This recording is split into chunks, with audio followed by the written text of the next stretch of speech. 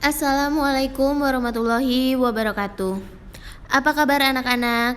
Semoga kalian selalu sehat ya dan selalu menjaga protokol kesehatannya dengan mencuci tangan, menggunakan masker, dan menjauhi kerumunan atau menjaga jarak.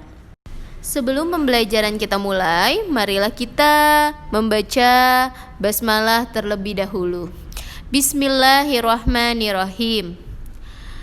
Materi yang akan Ibu sampaikan pada pagi hari ini yaitu tema 5, subtema 3, pembelajaran 1, 2, dan 3 tentang pengaruh perubahan cuaca terhadap kehidupan manusia. Tujuan pembelajarannya yaitu yang pertama PPKN, siswa mengerti tentang bersatu dalam keberagaman kekayaan daerah. Siswa dapat mengerti tentang bersatu dalam keberagaman tarian daerah. Bahasa Indonesia, siswa dapat menggali informasi tentang perubahan cuaca dan pengaruhnya terhadap kehidupan manusia yang disajikan dalam bentuk lisan, tulis, visual, atau eksplorasi lingkungan. Matematika, siswa dapat mengerti tentang penjumlahan dua pecahan berpenyebut yang sama. Dan siswa mengerti tentang penjumlahan 3 pecahan berpenyebut yang sama. SBDP, siswa dapat membuat praktek kreasi karya dekoratif. 2. Siswa dapat membuat kreasi garis pada karya dekoratif. Indonesia merupakan negara kepulauan yang membentang dari Sabang hingga Merauke. Indonesia terkenal akan keberagaman hasil alam, adat istiadat, maupun budaya. Berbagai keberagaman kekayaan daerah tersebut membuat bangsa Indonesia bangga sehingga terus bersatu. Keberagaman tersebut sejalan dengan salah satu semboyan bangsa Indonesia yaitu Bhinneka Tunggal Ika, yang berarti walaupun memiliki banyak perbedaan, bangsa Indonesia tetap bersatu. Dalam keberagaman, kita perlu saling menghormati setiap perbedaan. Perbedaan justru dapat membuat kita menjadi bangsa yang semakin kuat. Keberagaman kekayaan daerah sebaiknya membuat kita terus bersemangat untuk mengembangkan dan melestarikannya. Hal ini dapat terwujud jika kita menerapkan sikap bersatu dalam keberagaman. Masyarakat di lingkungan tempat tinggalmu tentunya terdiri atas berbagai suku bangsa. Bagaimana hubunganmu dengan tetangga yang berbeda suku denganmu?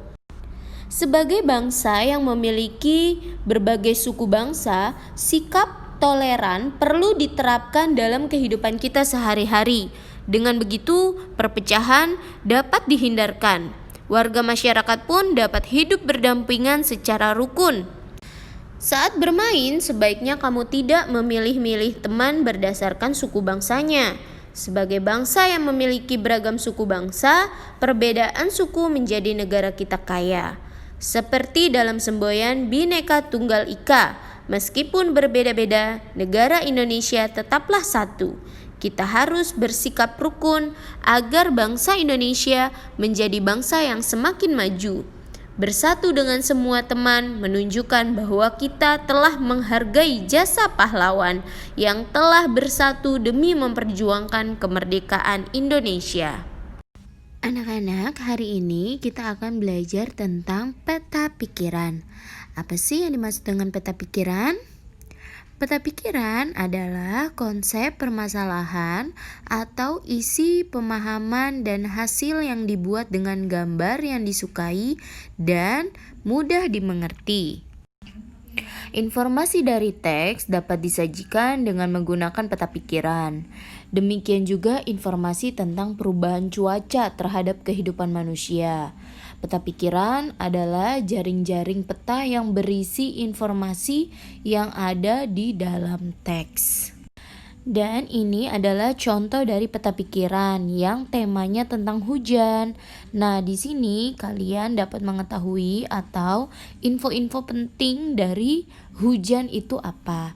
Jadi yang pertama, informasi yang bisa kita ambil dari tema hujan yaitu hujan berasal dari uap air yang mengalami pendinginan, dan hujan bermanfaat untuk sumber air tawar di permukaan bumi, menyuburkan tanaman dan tempat hidup makhluk hidup. Dan definisi hujan adalah turunnya titik-titik air dari atmosfer ke permukaan bumi.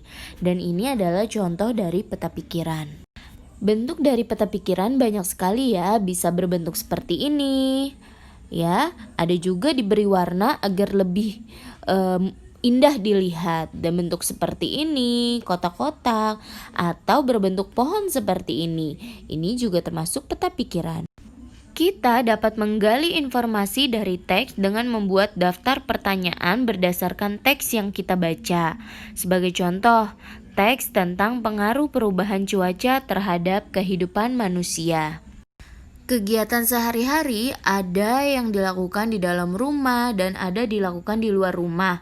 Misalnya berkebun, bersepeda, berolahraga di lapangan, dan bermain di taman bermain. Kegiatan di dalam rumah misalnya memasak di dapur, menonton televisi, mengatur rak buku, dan membersihkan kamar tidur. Jika cuaca cerah, kita dapat melakukannya kegiatan di luar rumah dengan leluasa. Namun, jika cuaca berubah menjadi hujan, kegiatan di luar rumah sebaiknya dihentikan. Anak-anak, simak ya teks berikut, Ibu akan membacakannya. Kegiatan keluarga pada hari Minggu. Pada hari Minggu, seluruh anggota keluarga Lani berkumpul di rumah. Ayah, ibu, Lani, dan adik bangun pagi walaupun hari libur. Seperti biasa, pada hari Minggu mereka berolahraga pagi bersama. Hari cerah, mereka dapat melakukan kegiatan di luar dengan leluasa.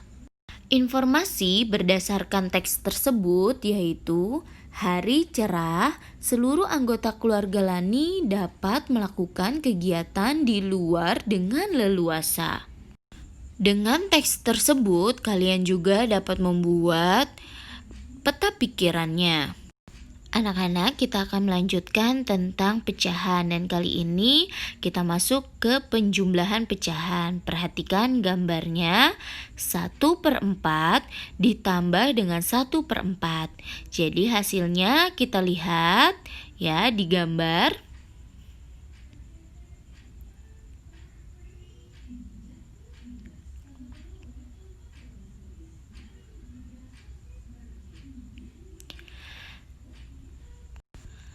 Jadi 1/4 ditambah 1/4 sama dengan 1 ditambah 1/4 sama dengan 2/4. Penjumlahan pecahan berpenyebut yang sama, /tinggal menjumlahkan pembilangnya saja ya. Dan perhatikan contoh kedua. 2/8 ditambah 3/8 sama dengan, ya sekarang kita gabung lagi 3/8 dan hasilnya adalah 5/8. Jadi 2/8 ditambah 3/8 sama dengan 2 ditambah 3/8 sama dengan 5/8. Penjumlahan pecahan berpenyebut sama, tinggal menjumlahkan pembilangannya saja ya. Penyebutnya tidak perlu dijumlahkan. Contoh yang ketiga, perhatikan gambarnya.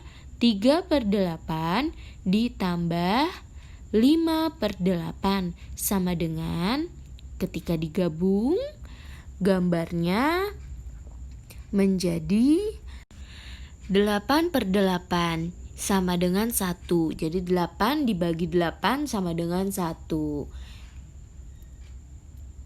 Jadi 3/8 ditambah 5/8 sama dengan 3 ditambah 5/8 sama dengan 8/8. Jadi 8/8 sama dengan 1. Jika pembilang dan penyebutnya sama, bilangan tersebut sama dengan 1. Anak-anak, perhatikan soal cerita berikut tentang penjumlahan pecahan.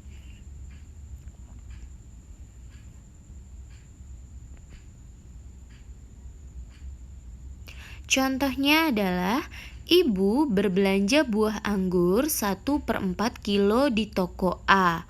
Lalu ibu membeli 2/4 kilo buah apel di toko B. Berapa kilo berat belanjaan ibu seluruhnya?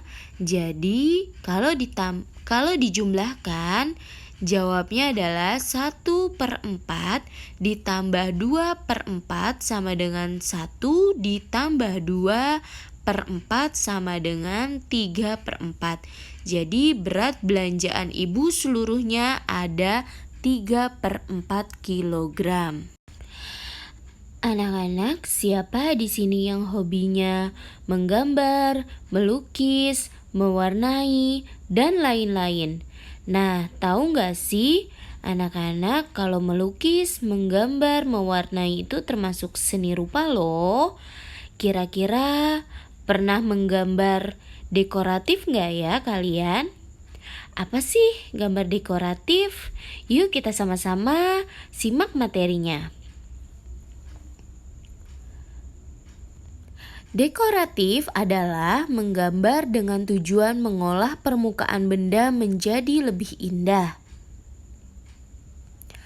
Gambar dekoratif adalah gambar dengan corak dekor atau hias berupa tumbuhan, hewan, bahkan manusia yang sudah dimodifikasi sehingga tidak lagi mirip dengan bentuk aslinya. Fungsi gambar dekoratif yaitu sebagai sebuah karya seni dan sebagai hiasan pada gambar utama. Unsur-unsur karya dekoratif yaitu pertama adalah titik, garis, bidang, bentuk, tekstur, dan warna. Titik, garis, dan bidang merupakan unsur utama dari karya seni dekoratif.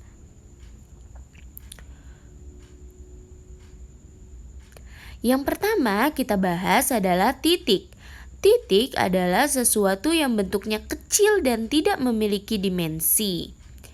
Kedua, garis adalah kumpulan titik atau goresan memanjang dan memiliki arah tertentu. Garis dapat berupa garis pendek, garis panjang, garis horizontal, garis vertikal, garis lurus, garis miring, garis tipis, tebal, garis putus-putus atau patah-patah, dan lain-lainnya.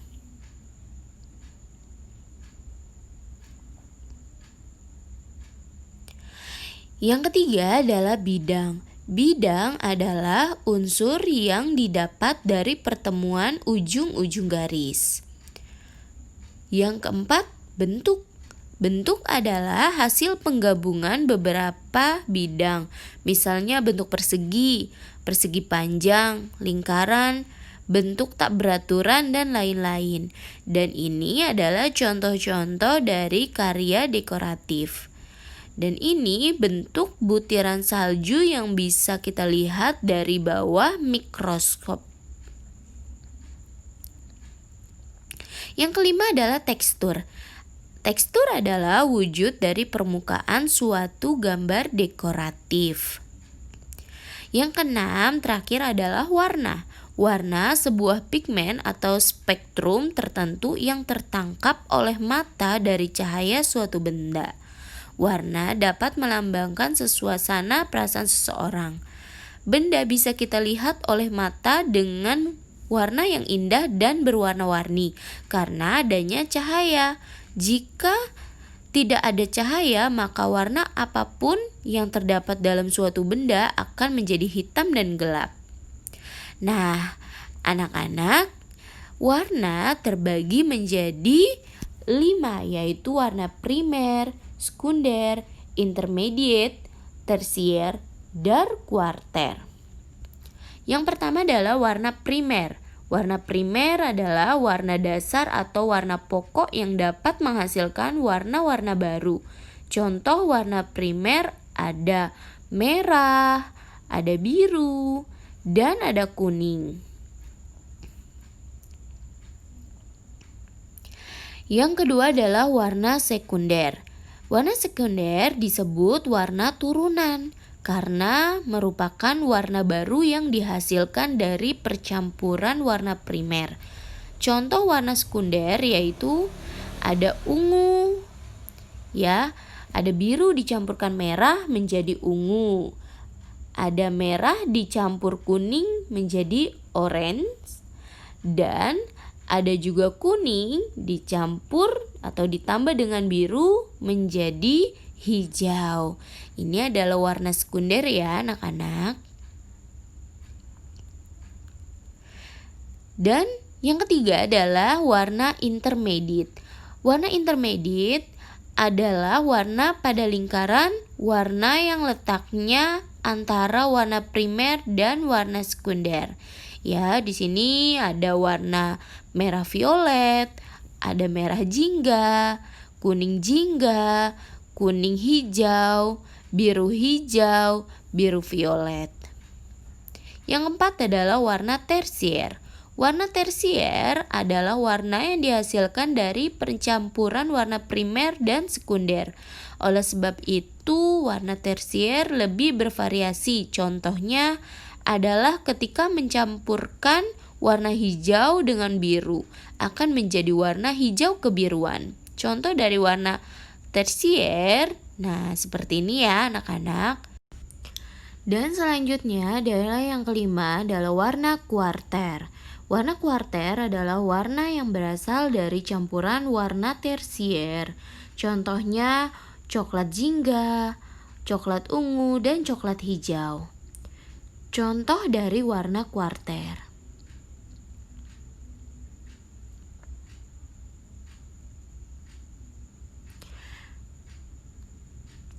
Contoh dari gambar dekoratif, ya, perpaduan warna bisa kita lihat dari contoh-contoh seperti ini ketika sudah digambar.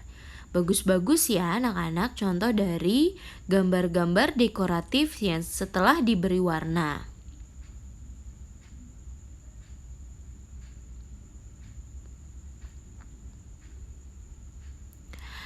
Oke anak-anak, selesai sudah pembelajaran kita hari ini. Kesimpulannya adalah unsur-unsur karya seni dekoratif itu ada titik, garis, bidang, bentuk, tekstur, dan warna. Warna juga terdiri dari warna primer, sekunder, intermediate, tersier, dan kuarter.